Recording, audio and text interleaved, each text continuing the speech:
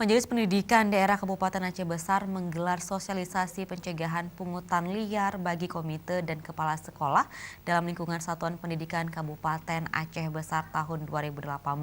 Kegiatan yang dibuka Kepala Dinas Pendidikan dan Kebudayaan Aceh Besar Dr. Silahuddin MAG berlangsung di Aula SMK Negeri 1 Al-Murbakeya, Kecamatan Inginjaya, Kabupaten Aceh Besar.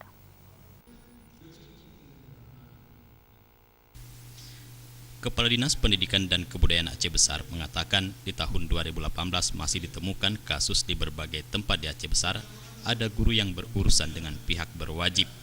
Hal itu diduga karena ketidaktahuan mereka bahwa beda antara kutipan dengan sumbangan dan pungutan.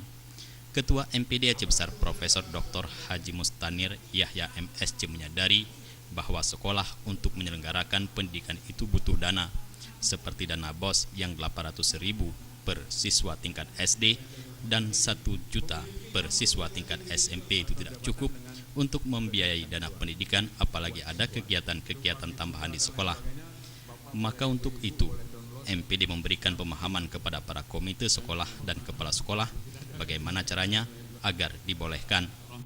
Melalui sosialisasi ini, MPD mencoba memfasilitasi kepada para kepala sekolah dan komite sekolah di Kabupaten Aceh Besar dengan tujuan agar tidak terjerat masalah hukum di kemudian hari terkait dengan sumbangan-sumbangan sekolah, di mana dalam kegiatan ini diikuti 300 komite dan kepala sekolah se-Aceh Besar dengan pemateri dari Kejaksaan, Ombudsman, dan juga dari Kepolisian.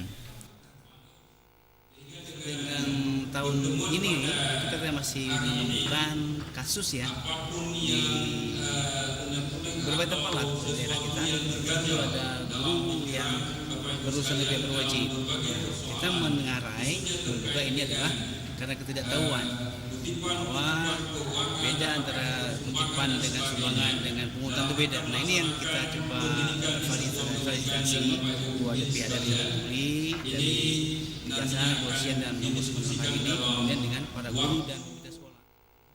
Profesor Mustanir berharap untuk mendukung pelaksanaan pendidikan yang berkualitas perlu dana dan fasilitas yang tentunya harus mengikutsertakan masyarakat.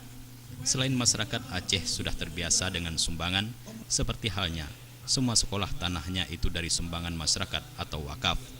Bahkan tanah itu lebih besar biayanya dari pungutan itu sendiri. Hal itu menunjukkan bahwa memang masyarakat sudah terbiasa dengan sumbangan atau wakaf. Akan tetapi dengan adanya peraturan saber pungli, hal itu perlu diatur, jangan sampai niat baik masyarakat untuk berkontribusi di bidang pendidikan menjadi ranahnya hukum.